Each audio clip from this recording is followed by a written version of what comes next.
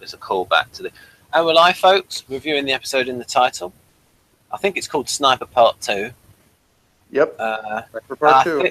I recall maybe somebody saying, maybe Jeff saying, or a reviewer saying that this episode was a bit of a letdown, and that's what I felt as well. As soon as they got that guy, the copycat guy, because I was sort of hoping it would be a red herring, but then the longer it went on, I thought, oh no, it's going to be him. All right, well, we'll get to that. I'll do a bit of a recap first, and then you can tell me all your thoughts on that. But, okay, so Sniper Part 2 originally aired 12th, 1996 on NBC, and it was written by some people. Henry Bromwell, Tom Fontana, and Edward Gold actually credited with the teleplay, so it is a different one than the first part. And directed by Darnell Martin, also a different director than the first part. Yeah, I got it on screen. So that part's interesting. Yep. And now we'll go to the recap. A sleepy Pimbleton is at home spending time with his wife when he gets a call from Giardello, who says more shootings have taken place, sniper style, this coming after the detectives thought they had caught the sniper who had already killed 9. With all the detectives at the news scene, they interview a few people who were nearby when the shootings took place. Alex Roby was jogging and said he heard the gunfire but can't offer any more help. Later, Roby is seen talking to the press outside the precinct. The death toll is rising quickly, and a sniper is still on the loose. The detectives start fearing for the lives of those close to them. G tells Barnfather he should be wearing a vest. Munch protects Howard when he thinks he sees someone on the roof, and Pimbleton delivers a vest to his wife, who is working in an office. Yet another shooting takes place, this time leaving multiple dead on a bus. The mayor of Baltimore arrives on the scene during the investigation. Pimbleton, who is the primary on the shootings that occurred after Mariner's death, gets angry and can be heard screaming at cameraman Brody to get out of his way. Lewis and Kellerman interview Alex Roby, who mysteriously was also jogging near the sniper scene. The detectives take him to the precinct and proceed to grill him in the box. A demoted Russert gets a chance to interview Roby one-on-one. Russert uses her recent demotion to connect with this man. The two connect as they both share the same feeling of being nobodies. Roby eventually confesses to the second string of sniper shooting, but insists he is an original and not a copycat of Mariner's. So we'll go to see if Mr. Morris has a review here before we get to Ben's thoughts on the episode. He said, initially I thought that the second part of the sniper shootings was a brilliant continuation of what had taken place during the first part. I thought it was cinematically magnificent, tensely written with some brilliant work done by Brower, Yaphet Kotto, and Hoffman. Reviewing it 7 years later, however, one sees some very intense moments that saw it work, but it's a lot shakier than the show at its best, or even some of the better moments of this season. The parts that work best is seeing all the detectives worn pretty much to a frazzle, which isn't that surprising considering they've all been up 24 hours straight, and now they are forced to investigate a crime that they thought was closed. G is showing the most strain. He gets ultra pissed at everybody. The public relations woman, by now the story has gone national, Lieutenant Jasper of QRT, the flying helicopters over the crime scenes. The only ones he doesn't get mad at are, not surprisingly, his own detectives. Despite all the pressure that the squad, particularly Pimbleton, now the primary, is under for the continuation of these shootings, he knows pushing them will not make the investigation go faster. Even when they finally have a suspect in custody, G practically orders Frank and Tim to go home and get some sleep.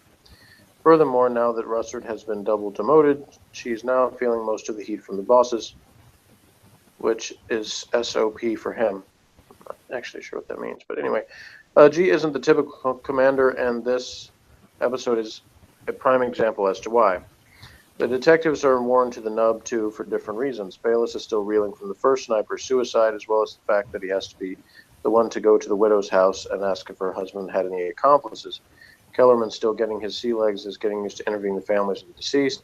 Munch is finally beginning to show some of the stress of the memories of his being in a police-involved shooting last year. Even Pimbleton is more afraid than he lets on. Halfway through his shift, he goes to his pregnant wife's office and tries to get her to leave work. However, this is one of the few people on Earth that he can't intimidate, and she stays at work. Detective suspect, not surprisingly, that this sniper is an accomplice of the first. They spend 8 hours following this lead. Almost in typical homicide fashion, the sniper then practically falls into their lap. He is present at both crime scenes and practically walks into the police station offering help. Alex Roby, the shooter, is no master criminal. He seems a modest, unassuming, almost dull young man. When Tim and Frank interrogate him, there is very little electricity. He is so bland. It takes a more modest, gentle leaning from the now detective Megan Russer to finally get this almost nobody to break. All of this is entertaining and intense at times, yet it all seems unreal for a cop show. 14 murders, all linked to one case solved by the most popular detective team on the show, with an assist from an on-the-money interrogation by a detective on her first day back on the job. Furthermore, the alleged copycat of the killer could never have amassed all the information that he got on the first shooting, which took place yesterday, certainly not from the newspapers and magazines, which don't publish that fast even now. Even for television, this is hard to believe. What you admire most about the show is Isabella Hoffman's work. For the first time in nearly 2 years, she gets a real chance to show her acting chops in a way her role as a superior never allowed her to. Plus, we have the memorable scene after the case is put down in which Russert exchanged a cold look at Colonel Barnfather, who didn't even want her back in the office. One she's definitely earned. Brower and Cotto do fine work too, but at this stage that's par for the course. Perhaps the most bizarre elements of Sniper Part 2 is the final sequence in which Pembleton delivers a grumbling rant at the overall lack of originality in our society. This is meant to be some kind of humorous link, read the case of Alex Roby, but it could just have easily served as a complaint about the now almost formulaic plots of Homicide. At this point, even the cast was beginning to complain about them. However, partially because of the fallout from Russer's demotion, there are some better moments and improved stories ahead of us. The detectives struggle with the brass are about to get tougher, and this will be one of the reasons why. My score, 6.5. So, what do you think, Ben? I think that it started with some fantastic camera work, some fantastic matching shots, some scene transitions from the new director, I think it was. I think that another good section of it, apart from the camera work, and was this something that they put on during the sweeps? Because it had a lot of effort seemed to have been put into it. No, it was January of 96. Pardon? So it was January of 96, so Right. actually before the sweeps period. Right. But was it, do you think it was something that was heavily hyped? Well, the people at Homicide would tell you that they were almost never heavily hyped. Right. It's part of the reason the ratings didn't go up enough. But I'm sure they were able to find things that they could show in some promos for this one, though, because there was more sort of frenetic action than in some episodes. I think the acting of Richard Belzer as Munch, in the scene with Kay Howard in the car, that may have been his best acting up to this point. Do you have a picture of that, Ben? Well, because what I saw in that scene in the car was that this is something he could not have done in season 1. I don't think he could have acted that as well in season 1. You could be right about that. I don't know. It's just that there might be other things that, because it's almost like it goes back. It's almost like, and it's like his delayed reaction to the shooting of Howard, Felton, and Bolander. And he was there, and he mentioned the freezing up and commenting on the blood on his shoes. Right. So I just thought his acting was a little bit better. I thought he got because that was a challenge for someone like that, because he wasn't a proper actor. He was a comedian, I think he said. Yeah. But again, as soon as they had the Roby thing, it was like a big come down. It was like a big not good. Not happy with that. Not as satisfying, especially when it's like a 2-part episode. I know it's just a copycat, but it just seems a bit of a come down. And also the way they trapped him, it wasn't like in previous seasons, like Frank is shown more cleverness at getting confessions out of people. So I don't think it was a particular classic in terms of tactics used to get him to confess. He sort of just said it himself. Although I thought the actor that played the part was quite convincing. So I've not got much to add apart from that. Those were the things that came to mind. I thought it was very well produced and directed. Well, I think it's funny because I disagree with both you and David Morris, and especially with what he said about like how he liked it better the first time, but now he sees problems with it. And my reaction is almost exactly the opposite. And the first time I saw it, I was more let down. But then now I actually like it better because to me, I disagree with him in that it's not good for Homicide, because to me, one of the recurring themes in Homicide is that if you look for like logical reasons why people do these things, then you're not usually going to be satisfied. And what I loved about it was that it wasn't, they're searching for this connection to the other guy, kind of like they did in the fire story, where they were trying to connect the two victims, where it was just the guy set the first fire just so that he wouldn't be suspected in the second one. And in this one, you had them looking for some connection to Mariner, because the idea was, oh, well, he was playing this hangman game, so maybe he had this accomplice that they were playing together and doing this thing. They searched for this connection, but there isn't one. It was just a guy who wanted to get attention for the same thing. Like, and in fact, he even reveals in the interview that he claims he thought of it first, and so this guy's like stealing his glory, so he had to go out there and do something about it. So I actually liked that quite a bit, and I liked it better. In fact, watching it yesterday or the day before, whenever it was, I watched it with my mother again, and I enjoyed it a bunch. I thought there was a lot of really good parts to it, especially the beginning with showing how exhausted the detectives were and having to come back once again to the office, and then having things like the again, unlike other cop shows, they have like the kind of thing to throw the audience off. Like, they have somebody's yelling, there's a sniper on the roof, and that would be in a lot of shows, they would have that confrontation with the guy or something. Instead, they have it be a false alarm. So there's a lot of things like that where what I love about Homicide is they're not afraid to kind of, set up certain expectations by the audience, and then, have them actually end more realistically. And so I like the fact, you mentioned Pimbleton, wasn't sharp in terms of his interrogation. Well, he hadn't slept in ever long. He was like totally whacked out. So I liked the way that Russert, who had actually been the only one who got to sleep for any amount of time and come back because she had been demoted, she shows up, and then she's the one that kind of gets the fresh angle on it and actually has something to do for once. So I thought a lot of that was really well done. And, there were certain things that were, like the PR woman was kind of useless. And, I guess it was just sort of there to just kind of add one more little element of stuff that was buzzing in people's ears and irritating them. But I really liked the pacing of it. I thought, at the end of it, I was actually thinking when they got to the scene where Roby was there, even before they got him in the box, I was thinking, man, I thought I remember that being earlier in the episode. It's amazing they've managed to have all this stuff happen, and that still isn't really the climax of the episode in terms of what happens. And I actually gave them credit for not doing, because they have that little sting, that little sound they do when it's like some dramatic thing happens, that little sound, And I like the fact they didn't do that with Roby's interview, because it just sort of kind of spills out over time. They pretty much assume this guy is the guy that did it, and he really is there's not this dramatic moment where he like breaks down and says, oh yeah, I did it.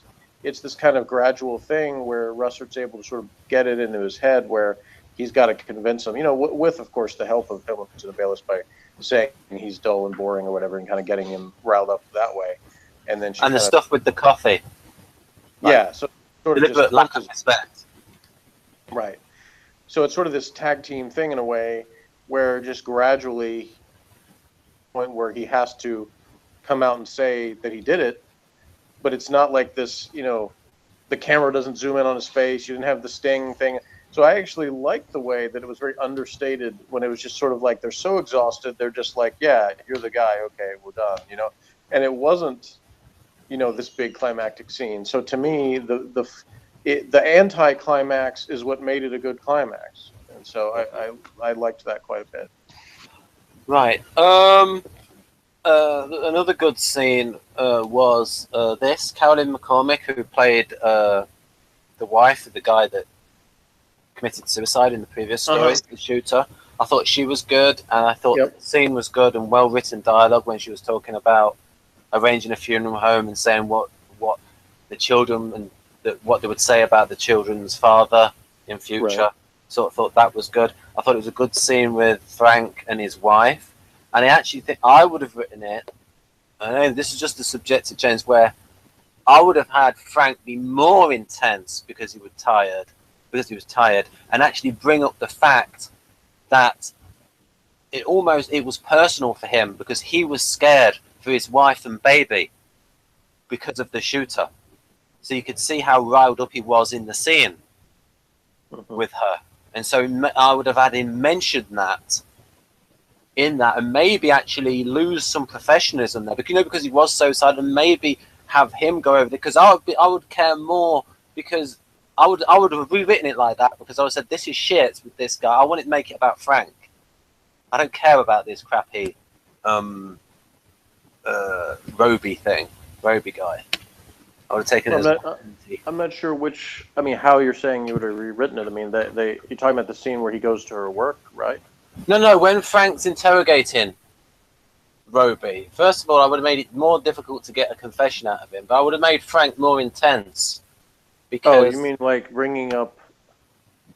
because his wife into that? Yeah, his wife, yes, because he's so scared for his wife. So it's like it's made super personal for him. I mean, you saw how he acted. I kind of like, because they had the scenes, with him and Bayless, where he basically, Bayless was the one who said, like, wait a minute, no, you're the one who's saying, everybody's life is important, and then you're saying, so what, that Mariner shot himself, and he basically says, I haven't slept in 3 days or whatever, so, I'm not gonna care about this right now, and so I think it was sort of that, they even had him like sitting there where he's like, falling asleep at his desk, but he's like, I'm awake, and just let me get the caffeine pills to kick in, and I'll go back in there, and it's one of those times where it sort of needed something else other than Frank doing a intense thing in the box. I mean, they could have done it that way, but I actually like the fact that that they kind of changed it up a little and made that not always the way. And there'll be a couple other examples in the future where there's a little bit of I like it when Frank isn't necessarily effective, when he has to kind of deal with times where he's not able to get it done, and there'll be some other examples of that coming up, and this I think was actually good, because it wasn't really a failure on Frank's part. It was just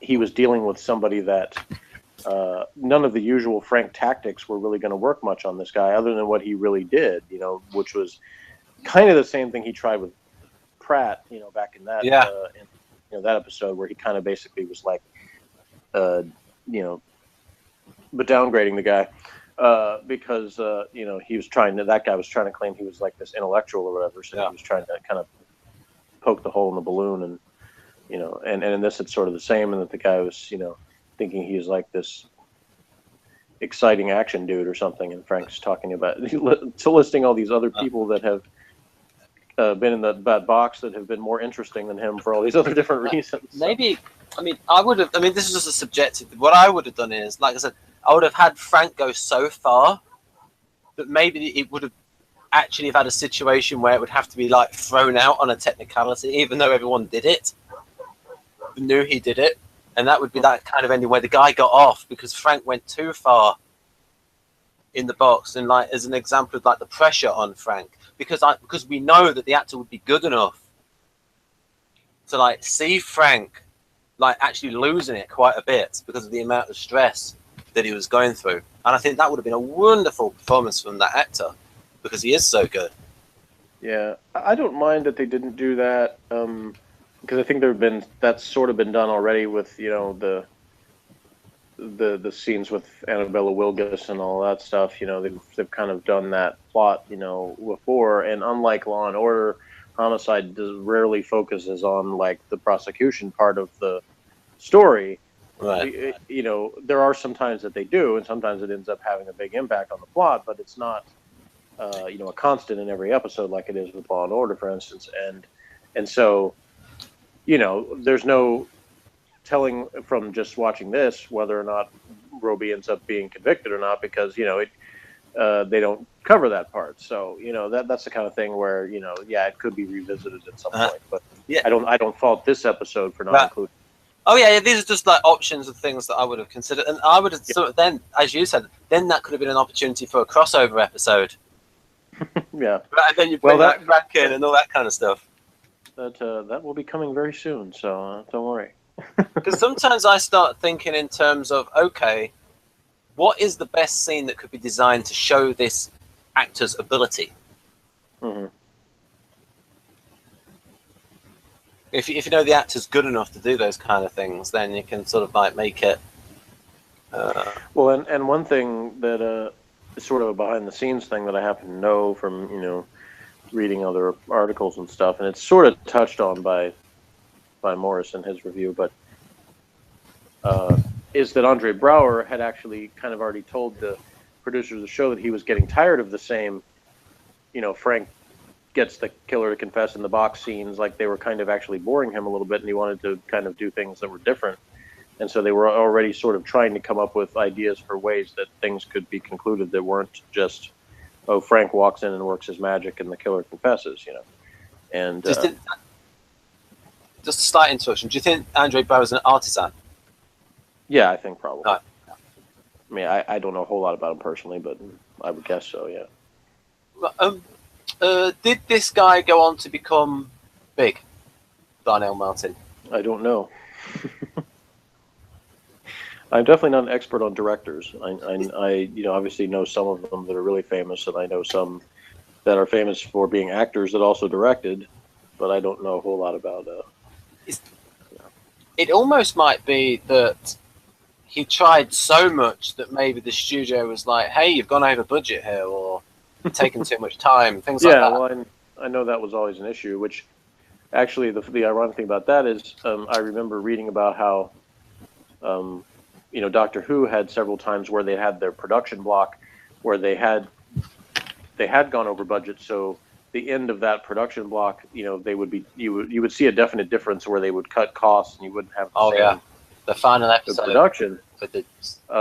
Final story. And that you can see a little bit of that with Homicide, because like you were just saying about these, you know, the sniper episodes, you can tell that there's more money spent.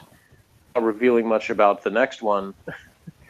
There's a lot less money spent to say that. There's not nearly as much moving around in different places and stuff, for one thing, and not as big a cast also. But it's still a cool episode, which obviously we'll get to later. But anyway, so yeah, there will be effects scene of that, though they will jack it back up for the sweeps episodes, but in between there's a little bit of a lull in terms of the budget. Just remind the audience that Maryland was one of the colonies and probably named after Queen Mary, hence why it goes back so far, 1697. Yeah, and in case anyone didn't realize, in this episode, the real mayor of Baltimore at the time, Kurt Schmoke, is the one that gets out of the car, and when all the press is yelling, "Mr. Mayor, Mr. Mayor," he doesn't have any actual lines, but that is really him.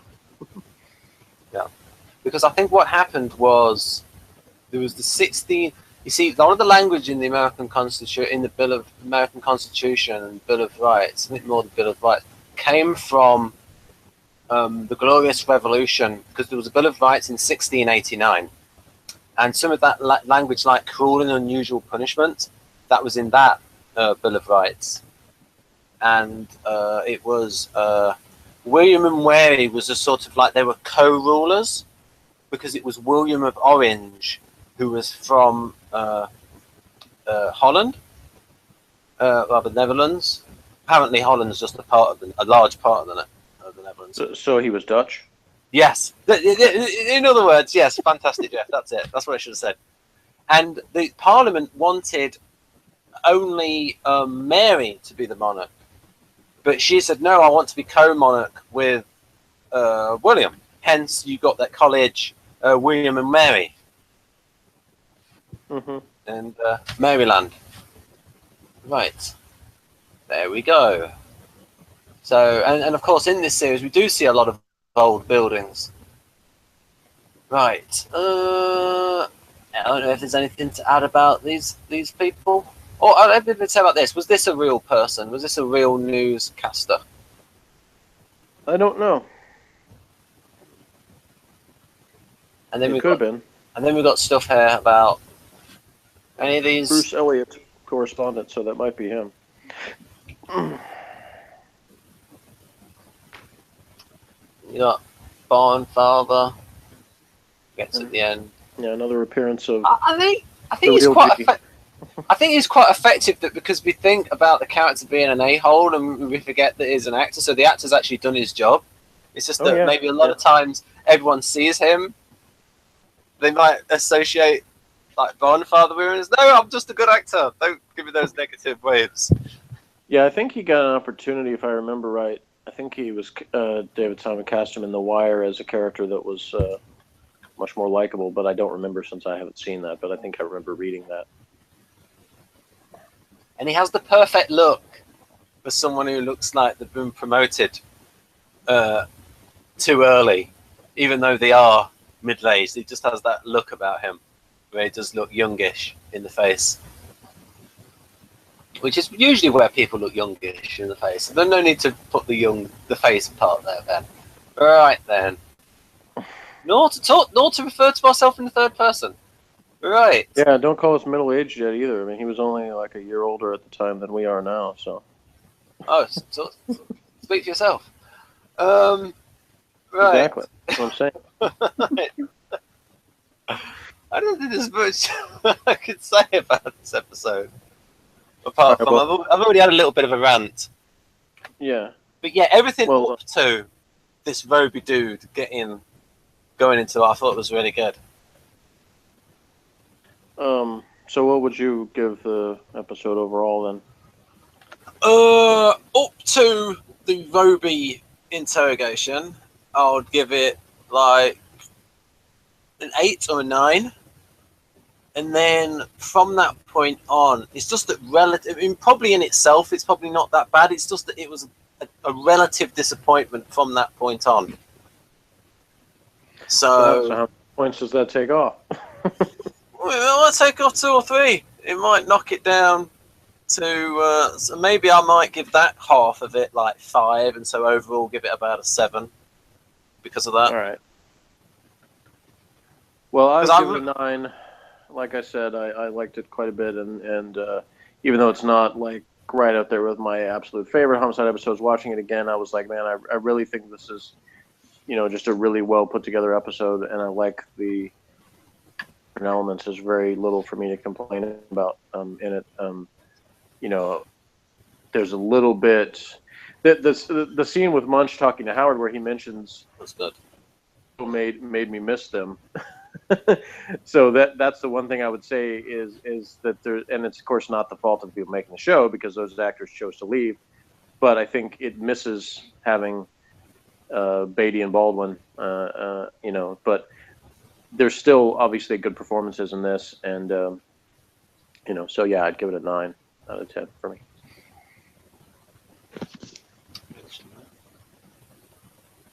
Yes, there were lots of good scenes, well acted scenes. Yeah, and once again, a reminder in case anybody needs it, that Amy Brabson, who plays Pembleton's wife, is Andre Braugher's real life wife. So never a lack of chemistry between those. I actually forgot that. Yep. Right, so we've seen already in the show. You probably need to mention that, Jeff, every episode. Okay, we've had Richard Belzer's real life wife, Harley McBride, playing medical examiner / Munch's girlfriend, Alyssa Dyer, and then we've had Frank's wife played by his real wife. So definitely, this was not a show that was afraid to cast family members. Yeah.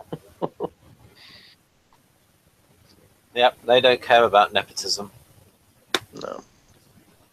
Because in fact, a lot of times, another behind-the-scenes thing is a lot of times the names that are on the board, especially ones not involved in the episode, but just ones that show up on the board in various places, are names of people who worked on the crew or family members and things like that. So. Right. So if we stop now, I can tell you something that will please you. Okay. So join us next time, folks, for Full Moon. Ah.